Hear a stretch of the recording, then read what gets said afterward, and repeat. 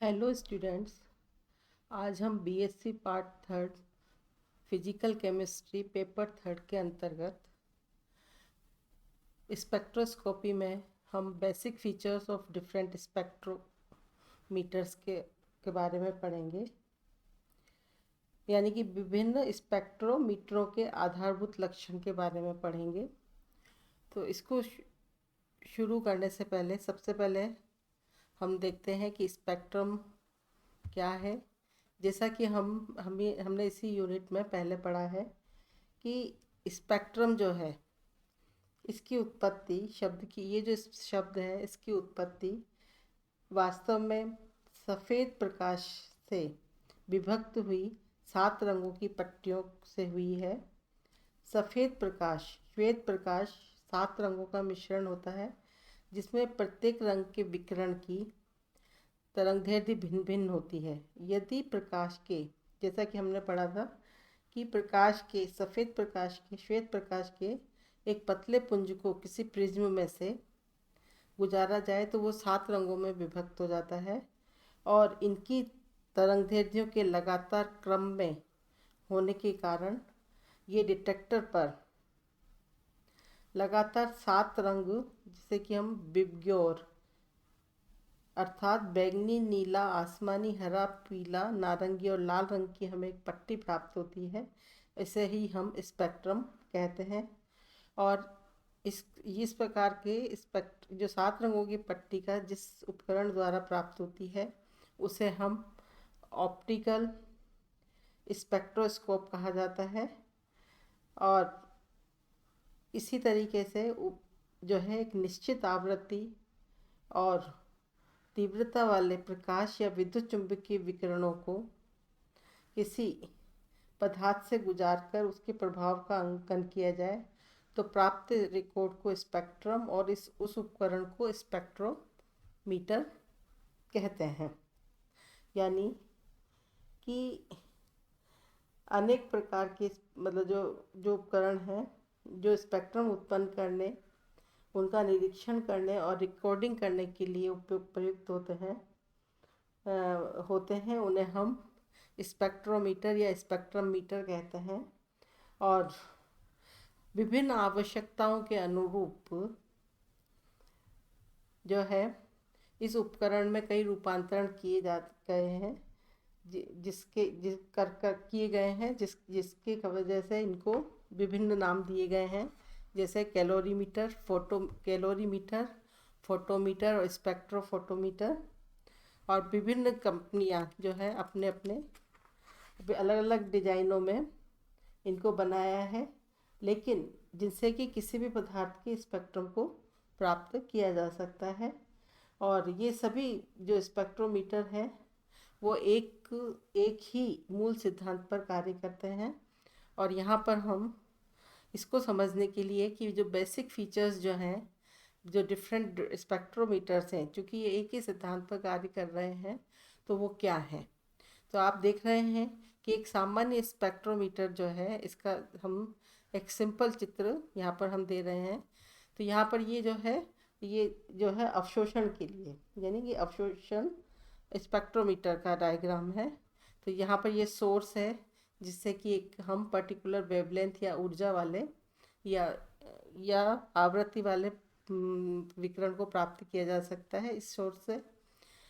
और फिर जो सोर्स से जो विकिरण हमें प्राप्त होंगे, इसे हमें सैंपल सेल या किसी नली में ऐसा पदार्थ भरा हुआ है उसमें से पास करते हैं। फिर इसके बाद में प्राप्त विकिरणों को प्रिज्म या ग्रेटिंग, या जिसे कि हम मोनोक्रोमेटर या विश्लेषक एनालाइजर कहते हैं, उसमें से पास करते हैं।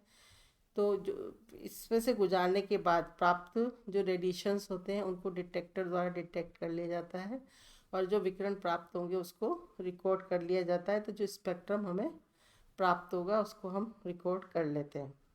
तो यहाँ पर सबसे पहली चीज़ है कि प्रकाश स्रोत जो है, ये किसी भी स्पेक्ट्रोमीटर को जो है व्यक्त के डिफरेंट फीचर्स को बताने के लिए हम सबसे पहला जो फीचर लेते हैं, या जो है हम इसको पूर्ण रूप से व्याख्या करें तो पहला जो भाग है इसका, या हम कहें स्पेक्ट्रोमीटर के विभिन्न भागों का वर्णन, मतलब हम के बारे में उनकी क्या किस तरह का होगा, और इन ये किस फील्ड में मतलब इसकी उपयोगिता होगी, और किस पदार्थ का बना हुआ होना चाहिए, ये सारी चीज़ें जो है हम इसके विभिन्न भागों के बारे में हम पढ़ेंगे। तो पहला पार्ट है इसका प्रकाश स्रोत, यानी कि सोर्स, जिससे कि हमें इलेक्ट्रोमैग्नेटिक रेडिएशंस प्राप्त होंगे। तो ये इलेक्ट्रोमैग्नेटिक रेडिएशंस जो है इनका सोर्स होता है, ये सोर्स है जिसके द्वारा हमें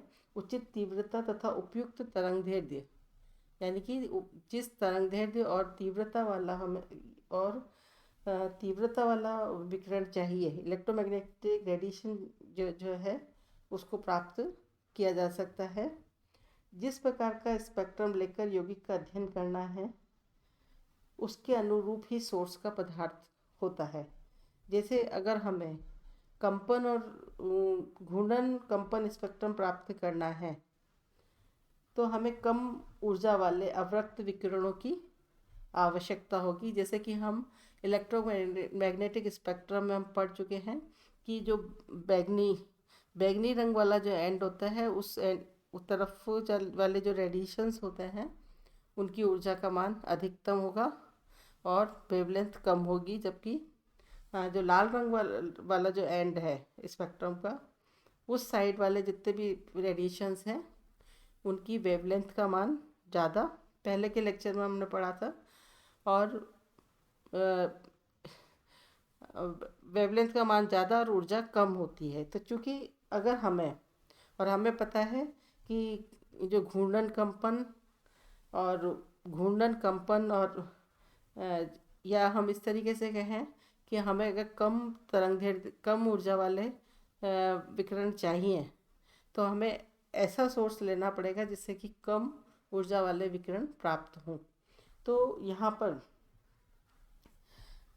कम घूर्णन कंपन स्पेक्ट्रम प्राप्त करना है तो हमें कम ऊर्जा वाले अवरक्त विकिरणों की आवश्यकता होगी। तो इसके लिए हम ग्लोअर, नेरंस्ट ग्लोअर आदि का प्रयोग करते हैं। इसी प्रकार अगर इलेक्ट्रॉनिक ट्रांजिशन स्पेक्ट्रम प्राप्त करना है तो हमें अधिक ऊर्जा वाले विकिरणों की आवश्यकता पड़ेगी। इसके लिए हम हाइड्रोजन या ड्यूटेरियम विसर्जन लैंप का उपयोग करते हैं। जबकि दृश्य स्पेक्ट्रम जो है, विजिबल रीजन में अगर हमें स्पेक्ट्रम प्राप्त करना है 4000 से 8000 एंगस्ट्रॉम के बीच वेवलेंथ के बीच में, तो हमें साधारण कांच में बंद टंगस्टन तंतु लैंप का प्रयोग करना होगा। तो इस प्रकार से अवरक्त दृश्य और परावैंगनी विकिरणों में सबसे उच्च ऊर्जा परावैंगनी विकिरणों की होती है।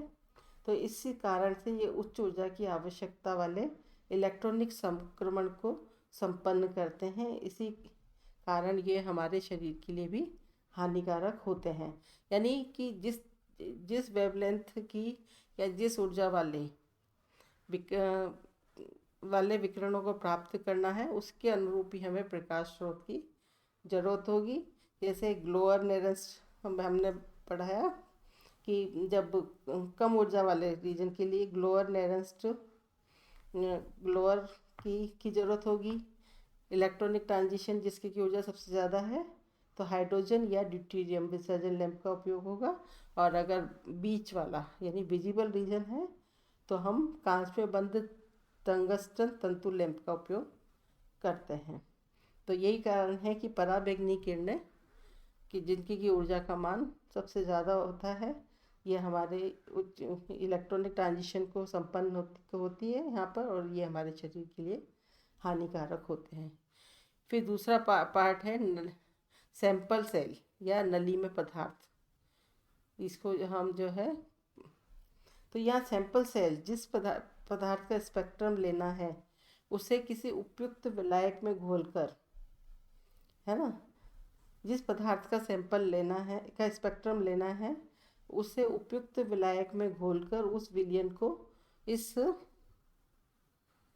उस पदार्थ को जो है एक उपयुक्त विलायक में घोलकर इस नली में डाल दिया जाता है, यानी सैंपल सेल भी इसको हम कहते हैं इस ट्यूब को। तो विभिन्न प्रकार के स्पेक्ट्रोस्कोपी में यह नली विभिन्न पदार्थ की होती है, और इस नली का पदार्थ भी इस प्रकार का होना चाहिए कि ये जो प्रयुक्त करने वाले विकिरणों का बिल्कुल भी अवशोषण ना करे। ये चीज़ ध्यान रखने वाली है। अतः जब अवरक्त विकिरणों का यानी सबसे मतलब कम ऊर्जा वाले विकिरणों का उपयोग हो रहा है, तो क्षार धातुओं के हैलाइड जैसे NaCl, KBr आदि की बनी हुई नली काम में लेते हैं।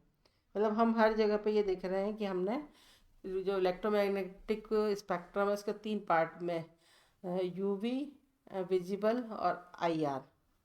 यानी UV का मतलब है कि मैक्सिमम एनर्जी वाला radiation, visible region middle region है ये, और जो है और उसके बाद में जो अवरक्त क्षेत्र है और उसके बाद वाला क्षेत्र, तो उस क्षेत्र में का मतलब हमने इस तरह से हम स्टडी कर रहे हैं यहाँ पे।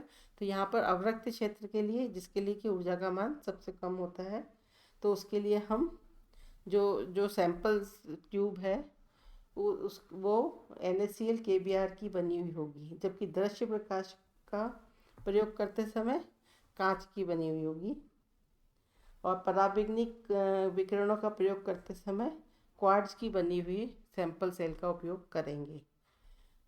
तो यहाँ पे भी हमने देखा कि 3 तरह के सोर्सेज हम काम में ले रहे हैं। यहाँ भी हमने लगभग 3 तरह की जो है सैंपल सेल ट्यूब जो है काम में लेंगे। तो सैंपल नली में प्रयोग विलयन भरकर जब उसमें से उचित तरंगदैर्घ्य परास के I0 तीव्रता वाले आपतित विकिरण गुजारते हैं, तो प्रयोग विलयन में विद्यमान प्रयोग यौगिक के अणु उनमें से कुछ विशिष्ट तरंगदैर्घ्य वाले विकिरणों को अवशोषित कर लेते हैं और उसे I तीव्रता वाले पारगत विकिरणों को विश्लेषण के लिए एनालाइजर या मोनोक्रोमेटर में भेज देते हैं। जैसा कि ये HNU ये बराबर I0 के है, तो इसमें से जो विकिरण निकलेंगे उनकी तीव्रता अगर I है जो है, तो ये यहाँ ये निकलेंगे और फिर इसको हम मोनोक्रोमेटर में भेज देते हैं। और फिर ये मोनोक्रोमेटर जो है उसी पदार्थ का बना हुआ होगा, ये वह उसी पदार्थ का प्रिज्म, घूमने वाला प्रिज्म एक ग्रेटिंग होता है जिस पदार्थ की ये सैंपल ट्यूब बनी हुई है, तो उसी पदार्थ का ये मोनोक्रोमेटर या एनालाइजर बनेगा। और इसमें से जब सैंपल नली के पारगत विकिरण गुजरते हैं, तो ये एक मोनोक्रोमेटर की बात के समान विभिन्न तरंगदैर्घ्य वाले विकिरणों को विभक्त करके पृथक कर देता है। और विभिन्न तरंगदैर्घ्य की विकिरण जब प्रिज्म के घूर्णन से, ये प्रिज्म घूमने वाला ग्रेटिंग या प्रिज्म है ये, तो जब ये प्रिज्म के घूर्णन से संसूचक पर आपतित होते हैं, और इसको प्रक्रम को स्कैनिंग कहा जाता है। ये और इस विश्लेषण का रिकॉर्डर के साथ कुछ इस प्रकार से तारतम्य या सिंक्रोनाइज कर लिया जाता है कि उसमें लगे हुए ग्राफ पेपर पर प्रत्येक तरंगदैर्घ्य का व्यवस्थित अंकन या रिकॉर्डिंग हो सके। इसको यहाँ से ये घूमने वाला प्रिज्म या ग्रेटिंग है जो कि इसको विभिन्न तरंगदैर्घ्य में विभक्त कर देगा, और इसके बाद में ये जो है इसके घूमने से इसका स्कैनिंग हो जाएगा, और इसके बाद इनको सबको सिंक्रोनाइज करके डिटेक्टर पर आपतित किया जाता है। अब यहाँ है तीसरी चौथी, ये जो है इसके बाद में इसको डिटेक्टर में भेजा जाता है, और डिटेक्टर का कार्य क्या होता है कि विकिरण ऊर्जा को विद्युत ऊर्जा में परिवर्तित करना। तो यहाँ पर 2 प्रकार के संसूचकों का उपयोग होता है, डिटेक्टर्स का उपयोग किया जाता है। अगर मान लीजिए कम ऊर्जा वाले अवरक्त विकिरणों का प्रयोग करते हैं, तो थर्मल डिटेक्टर का उपयोग होता है, जो कि विद्युत धारा के ऊष्मीय गुणों पर आधारित होता है। और दृश्य और पराबैंगनी विकिरणों का उपयोग करते समय फोटो डिटेक्टर्स का उपयोग किया जाता है, जो कि फोटो इलेक्ट्रिक इफेक्ट पर आधारित होता है। तो इससे फोटो सेल का उपयोग होता है, और इस प्रकार के बने हुए स्पेक्ट्रोमीटर को स्पेक्ट्रोफोटोमीटर कहते हैं। फिर है रिकॉर्डर। अंतिम पार्ट है इसका, कि इसमें एक पेपर जैसा एक चार्ट पेपर लगा रहता है जिस पर कि एक कलम होती है। तो और इससे आई हुई जो डिटेक्टर से आई हुई विद्युत धारा इस उपकरण के एम्पलीफायर से गुजरकर प्रवर्धित हो जाती है। यह विद्युत धारा इस कलम या लेखनी को चलाती है, जिससे कि अभिलेख पत्र पर कई शीर्षों युक्त ग्राफ प्राप्त होता है। यह ग्राफ जो है अवशोषित के मध्य जो है संबंध को दर्शाता है। इसको ही स्पेक्ट्रम कहते हैं। इसमें विभिन्न अवशोषण शीर्ष एब्जॉर्प्शन पीक होते हैं, जिसके तरंगदैर्घ्य के आधार पर यौगिक की संरचना के बारे में महत्वपूर्ण निष्कर्ष निकाले जाते हैं। तो हम यह देख रहे हैं कि जैसे प्रकाश स्रोत है, ये भी इनकी वेवलेंथ या ऊर्जा के आधार पर निर्धारित होता है कि कौन सा प्रकाश स्रोत काम में लिया जाए। इसी तरीके से जो सैंपल सेल है वो भी रेडिएशंस की तरंगदैर्घ्य और ऊर्जा के आधार पर निर्धारित होता है कि किस पदार्थ का जो है ये सैंपल सेल लिया जाए। प्रिज्म ग्रेटिंग भी उसी पदार्थ की बनी है जिससे कि सैंपल सेल बना हुआ है। और यहाँ पर इसके बाद में इसमें से इसको स्कैन करके और सिंक्रोनाइज करके डिटेक्टर पर डाला जाता है और डिटेक्टर से होकर फिर इसको रिकॉर्ड कर लिया जाता है। तो जो डिफरेंट पीक्स हमें मिलती हैं और उसके आधार पर हम किसी भी यौगिक या अणु की संरचना को ज्ञात कर सकते हैं। तो इस प्रकार से जो है हमने देखा है कि स्पेक्ट्रम क्या है, स्पेक्ट्रोमीटर क्या है, फिर इससे जो है आवश्यकता के अनुसार इनको कैलोरीमीटर, फोटोमीटर, स्पेक्ट्रोफोटोमीटर में भी कन्वर्ट किया जा सकता है। और ये विभिन्न पार्ट्स के फीचर्स के बारे में हमने पढ़ा और इस तरीके से हम किसी भी यौगिक जो है तरंगदैर्घ्य के या ऊर्जा के आधार पर जो है यौगिक की संरचना के बारे में हम निष्कर्ष निकाल सकते हैं। अब है प्रकाश का उत्सर्जन तथा अवशोषण एवं क्वांटम यांत्रिकी शर्त, emission and absorption of light and quantum mechanical condition. यहाँ पर हम ये देखते हैं कि क्वांटम यांत्रिकी में हमने देखा कि सभी सिस्टम्स के लिए ऊर्जा स्तर जो है वो क्वांटीकृत होते हैं और उपयुक्त क्वांटम संख्या के आधार पर व्यवस्थित होते हैं। तो श्रोडिंगर की समीकरण के हल से विभिन्न ऊर्जा स्तरों को प्राप्त किया जा सकता है। तो मान लीजिए एक अणु जो है उसके दो ऊर्जा स्तर हैं, En और Em, और इन दोनों ऊर्जा स्तरों के बीच में जो ऊर्जा का अंतर मान लीजिए वो डेल्टा E है। तो यहाँ पर मान लीजिए न्यू आवृत्ति का कोई फोटोन जो है अणु के दो ऊर्जा स्तर हैं, जिसमें कि दो ऊर्जा स्तर हैं। अब उससे अणु से मान लीजिए कोई ऐसा न्यू आवृत्ति का एक फोटोन टकराता है। यदि ग्राउंड स्टेट वाला ऊर्जा स्तर जिसे कि हम En कहते हैं और एक्साइटेड स्टेट के मध्य जिसे कि हमने Em कहा के मध्य ऊर्जा का अंतर जो है, अगर फोटोन की ऊर्जा, ये फोटोन जो आ रहा है इसकी ऊर्जा के बराबर है, तो अणु जो है उस फोटोन का अवशोषण करके इस ऊर्जा स्तर से इस ऊर्जा स्तर में चला जाएगा। और अगर मान लीजिए तो इस प्रकार से प्रकाश विकिरणों के अवशोषण से जो स्पेक्ट्रम प्राप्त होगा वो उसको हम इसके द्वारा बता सकते हैं। इसे हम एब्जॉर्प्शन स्पेक्ट्रम कहेंगे। और यदि मान लीजिए अणु इस उच्चतर ऊर्जावस्था में है और कोई, तो वो Hν ऊर्जा वाले इलेक्ट्रॉन को वाले फोटोन को उत्सर्जित करके अपनी ग्राउंड स्टेट में आ जाता है। तो इस प्रकार से जो स्पेक्ट्रम प्राप्त होगा उसे हम उत्सर्जन स्पेक्ट्रम कहेंगे। तो ये जो दोनों चित्र हैं A और B, दो ऊर्जा स्तरों में स्पेक्ट्रोस्कोपिक ट्रांजिशन को बताता है। तो यहाँ पर हम को बताता है और सामान्यतः एक अणु में जब भी प्रकाश या विकिरणों का अवशोषण होता है तो 3 प्रकार के परिवर्तन होते हैं: molecular rotation, molecular vibration and electronic transition. और किसी भी अणु की ऊर्जा को इन प्रक्रमों की ऊर्जाओं के योग के बराबर माना जाता है। यानी 3 तरह के अणु में परिवर्तन हो रहे हैं और इन सभी की परिवर्तनों की ऊर्जाओं का योग जो है वो अणु की कुल ऊर्जा के बराबर होता है।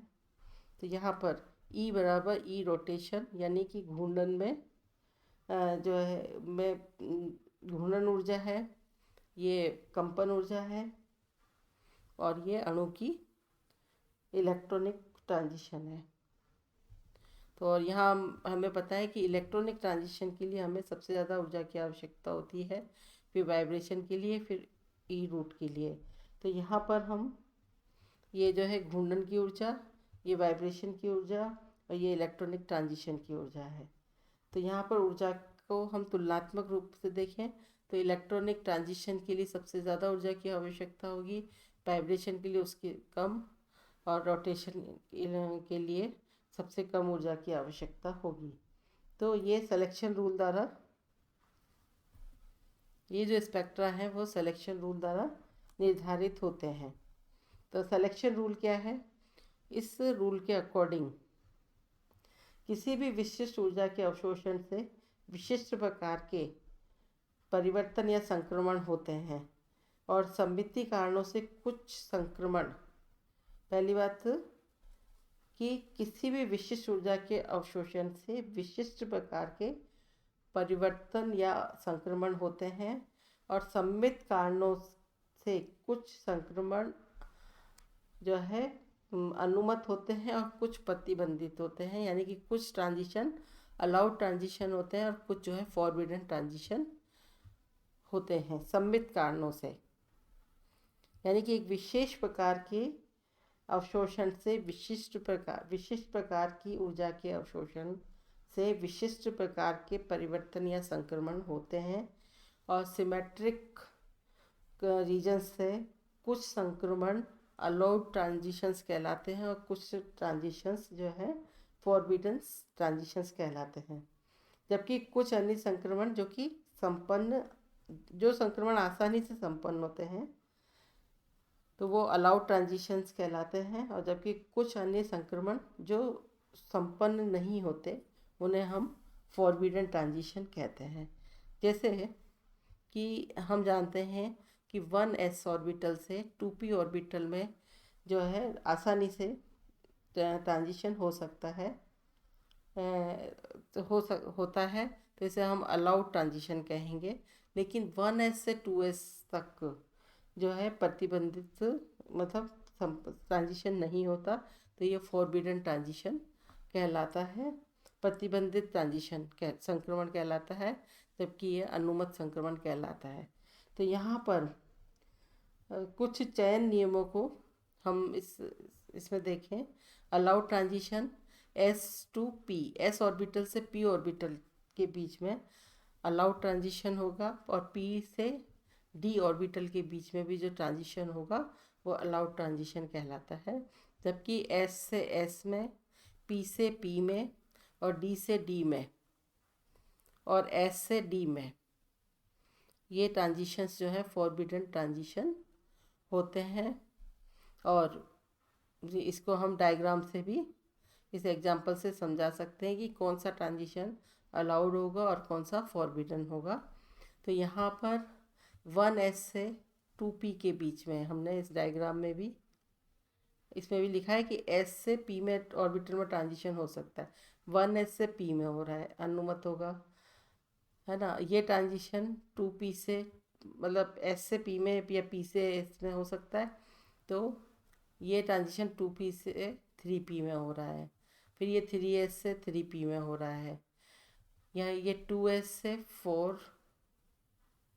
2s से 3p, ये जो ट्रांजिशन होगा 2s से, ये गलत, ये जो ट्रांजिशन है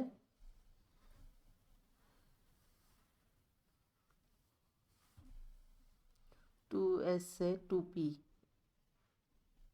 से 3p के बीच में है।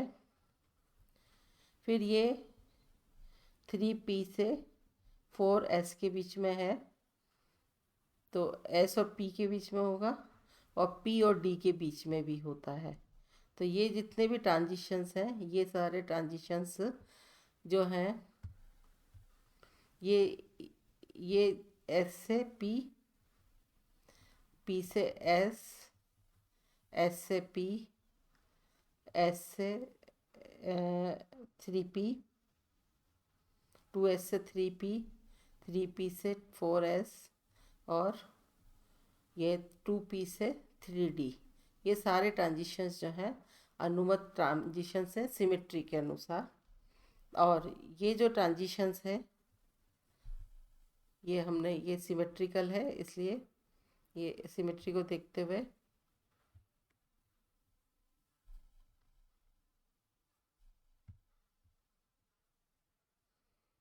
ये जो ट्रांजिशंस है, और ये जो ट्रांजिशन है 1s से 2s नहीं होगा, 2s से 3s नहीं होगा, 2p से 3p ट्रांजिशन नहीं होगा, जिसमें हम देख रहे हैं s से s में नहीं है, p से p में नहीं है। फिर 2s से 4s में नहीं होगा, और s से d में नहीं होगा, यानी कि s से d में नहीं है, तो 4s से 3d में नहीं होगा। और इसी तरीके से 2p से 3p में भी नहीं होगा।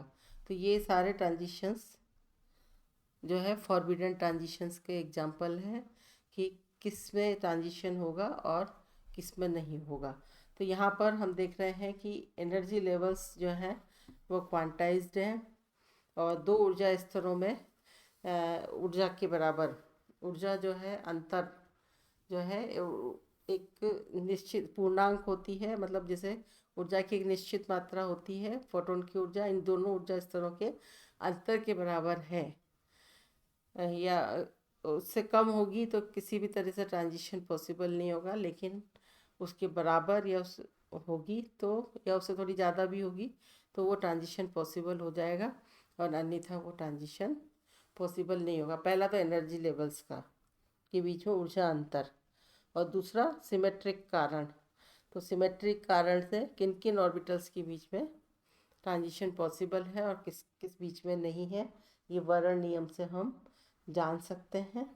आज के लिए बस इतना ही। धन्यवाद।